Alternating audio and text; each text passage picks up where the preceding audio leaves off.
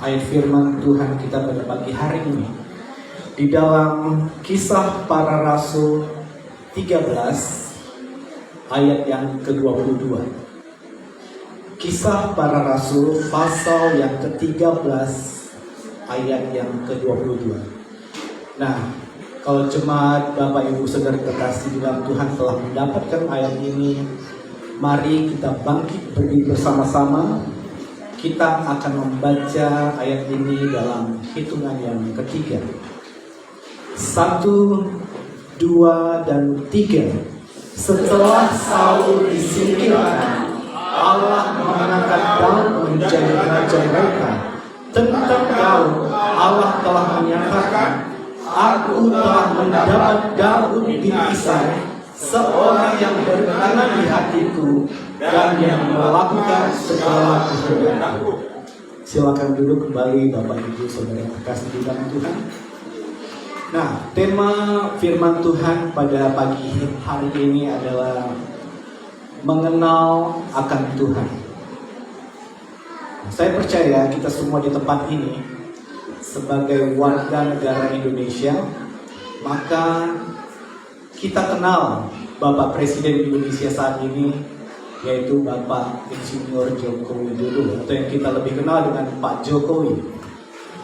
Tapi pertanyaannya saudara, seberapa banyak kita yang mengenal dekat dengan beliau? Atau seberapa banyak kita yang dikenal dekat oleh Pak Jokowi? Maka pertanyaan yang sama pada pagi hari ini adalah, bagaimana pengenalan kita akan Tuhan? Nah, saudara yang dikasih oleh Tuhan, pagi ini kita akan belajar dari seorang raja yang bernama Daud. Nah, Daud adalah seseorang yang mengenal Tuhan. Daud adalah seorang yang begitu dekat dengan Tuhan. Nah, Daud saudara, dia adalah seorang raja yang tidak pernah terkalahkan dalam peperangan seumur hidupnya. Nah, Daud adalah seorang yang diangkat tinggi oleh Tuhan. Dan sejarah mencatat tidak ada raja yang melebihi Daud dalam hal kekuasaan. Salomo memiliki hikmat, memiliki kekayaan yang lebih daripada Daud, tetapi tidak dengan kekuasaan saudara. Daud masih lebih besar daripada Salomo anaknya.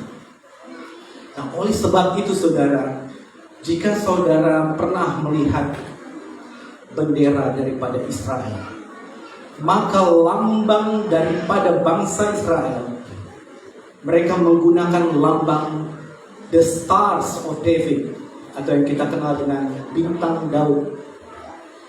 Nah, pada waktu Daud menjadi raja, maka Daud diberkati dengan kejayaan. Daud diberkati dengan kekayaan, dengan nama yang besar. Dan saudara, pada waktu di puncak dari kejayaan, maka kekayaan, kejayaan, dan kekuasaan bukan menjadi kebanggaan daripada Daud. Nah, karena di dalam Mazmur pasal yang ke-73 ayat yang ke-25 sampai yang ke-26, Mazmur pasal 73 ayat 25 sampai 26, maka Daud berkata, siapakah gerangan ada padaku di sorga selain engkau? Selain engkau tidak ada yang kuingini di bumi. Sekalipun dagingku dan hatiku habis lenyap, gunung batuku dan bagianku tetaplah Allah selama-lamanya. Itulah Daud saudara, kehidupannya, kerinduan dan hatinya. Maka kekayaan, kejayaan, dan kekuasaan menjadi sirna Karena selain Allah, tidak ada yang Daud ingini di bumi. Nah saudara, banyak orang beribadah kepada Tuhan. Mereka beribadah dari kejauhan. Mengapa saudara? Karena fokus mereka beribadah hanya untuk berkat-berkat jasmani saja. Saudara, tidak salah ya kalau kita berdoa untuk hal-hal jasmani. Tetapi tidak demikian halnya dengan Daud. Daud tetap berkata, yang kuingini di bumi hanyalah Allah sendiri. Amin. Cari dahulu kerajaan Allah, maka semuanya akan ditambahkan kepadamu. Dan pada waktu Tuhan melihat kemurnian daripada hati Daud, maka Kisah Para Rasul 13 ayat yang ke-22, ayat yang telah kita baca bersama. Ayat ini menjadi ayat yang begitu penting buat kita. Karena bukan manusia yang bersaksi tentang Daud, tetapi Allah sendiri yang bersaksi tentang Daud. Dan ayat itu sekali lagi berkata, aku telah mendapat Daud bin Isai, seorang yang berkenan di hatiku dan yang melakukan segala kehendakku. Nah, di dalam terjemahan bahasa Inggris, ayat ini memiliki arti yang lebih dalam lagi, saudara. Dikatakan seseorang yang berkenan hatiku. Bahasa Inggris di dalam Alkitab berkata, a man after my own heart. Yang artinya adalah seseorang yang memiliki detak jantung yang sama denganku. Itu kata Tuhan, saudara. Nah, saudara, dari begitu banyak orang yang ada pada zaman Daud, maka Tuhan menemukan satu pribadi yang bisa mengerti apa yang ada dalam hatinya Tuhan. Dan hati Daud sangat dekat dengan Tuhan.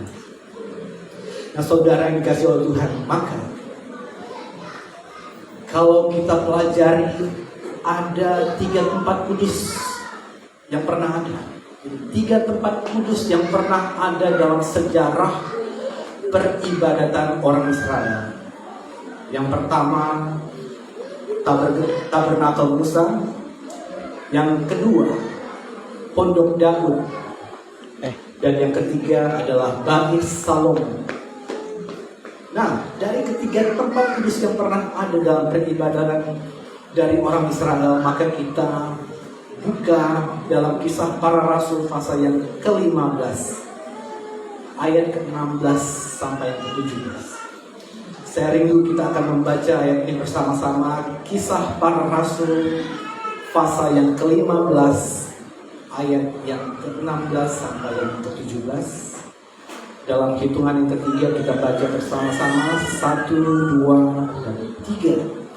Kemudian aku akan kembali dan membangunkan kembali pondok Daud yang telah roboh, dan reruntuhannya akan kubangun kembali dan akan kuteguhkan, supaya semua orang lain mencari Tuhan, dan segala bangsa yang tidak mengenal Allah yang kusebut milikku. Demikianlah firman Tuhan yang melakukan semuanya ini.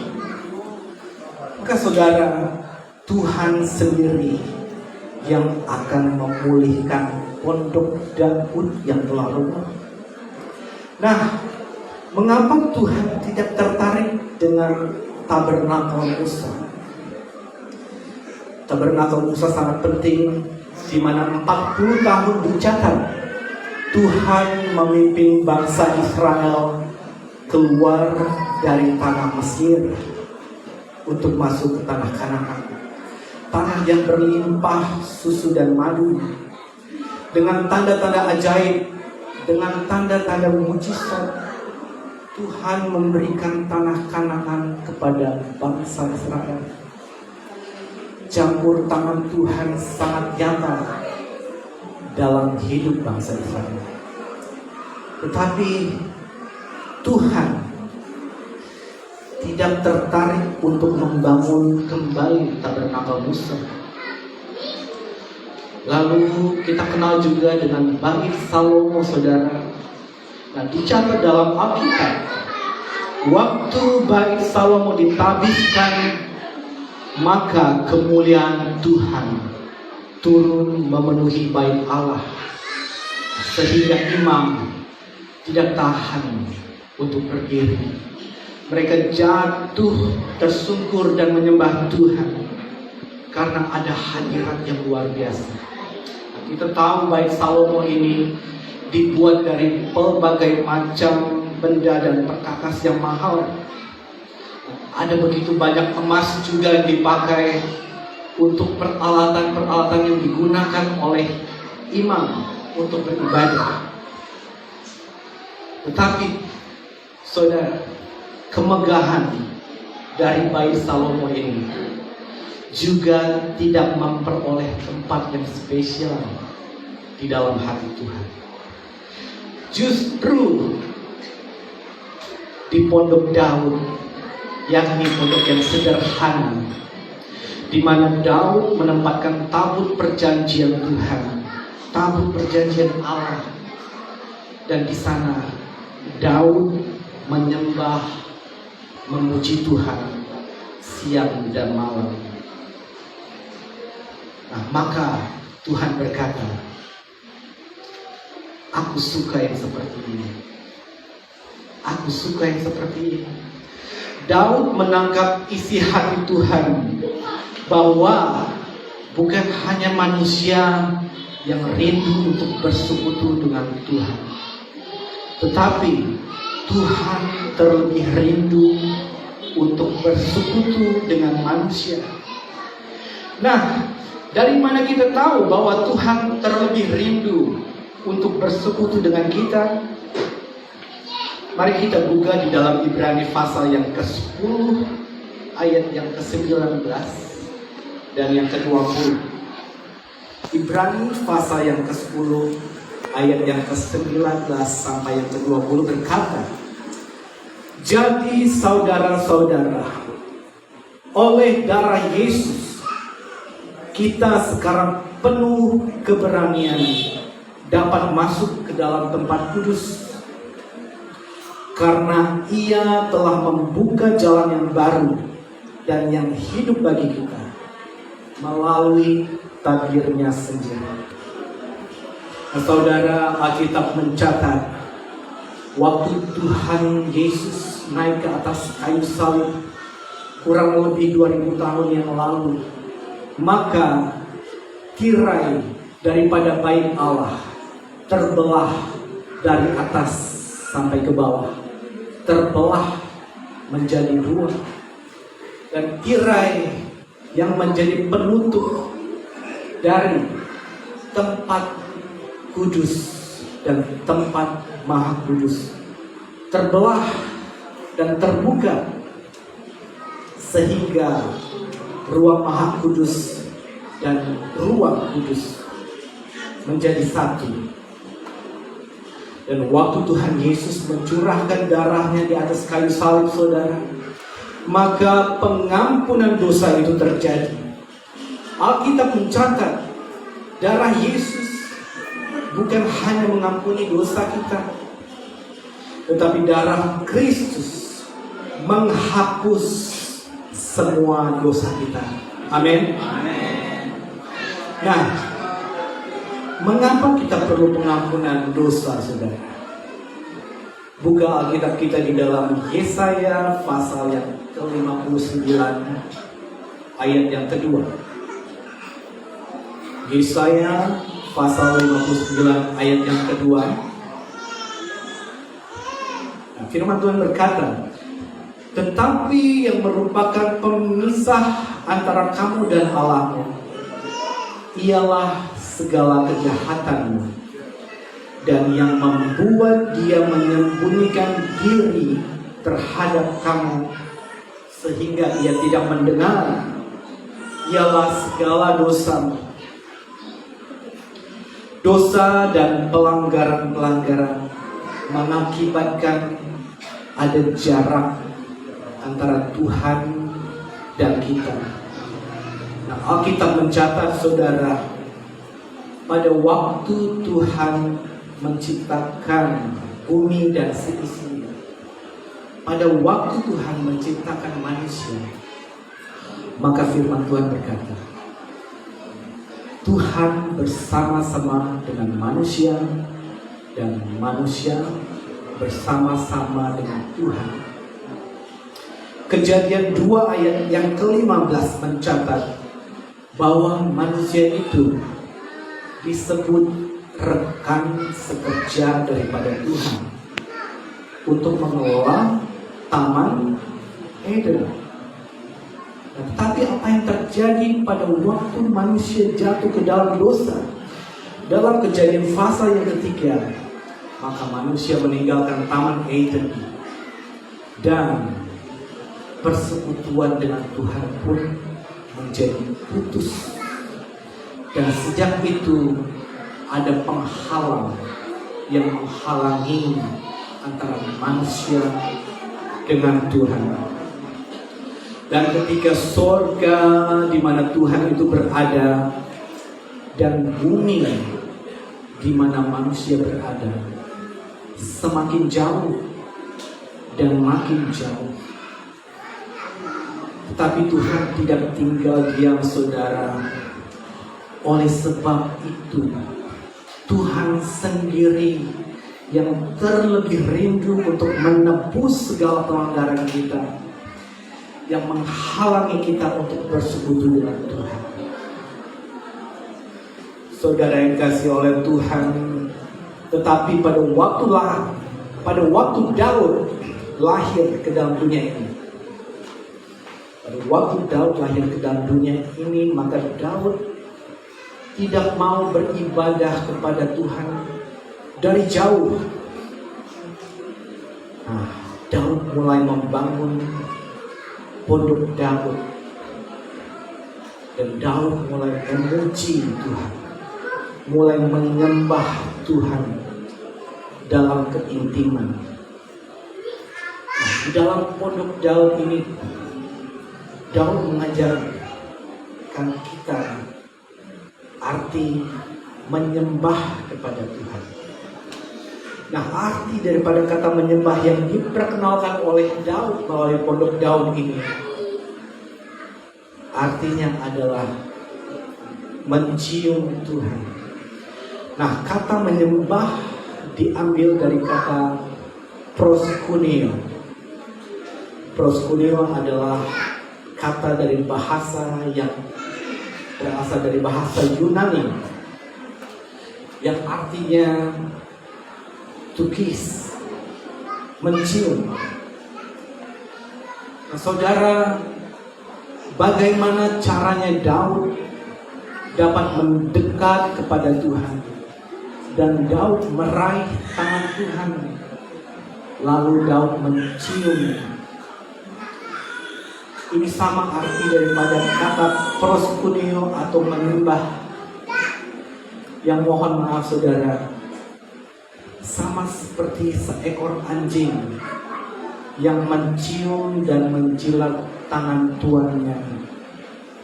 Maka itulah arti daripada ibadah.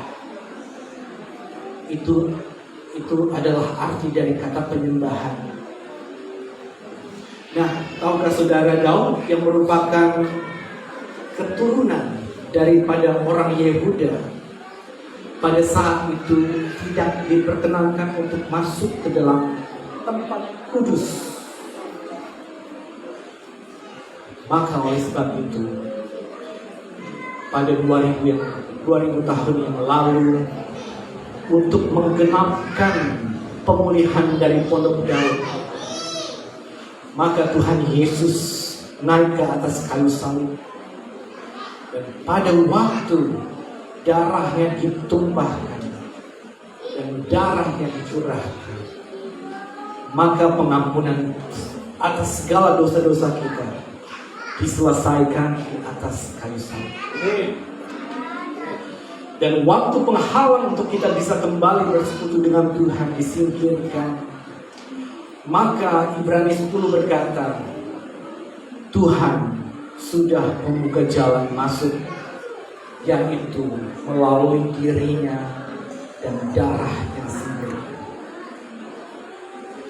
Bapak Ibu Saudara yang dikasihi oleh Tuhan, oleh sebab itu sekarang dengan penuh keberanian saudara dan saya dapat masuk ke dalam tempat kudus. Bisa katakan amin? Bisa katakan amin? Nah, kita bersyukur kita hidup di zaman kasih karunia. Kita dibukakan pintu untuk beribadah kepada Tuhan. Karena Tuhan sendiri yang terlebih rindu untuk bersekutu dengan kita. Nah, tentang hal beribadah saudara,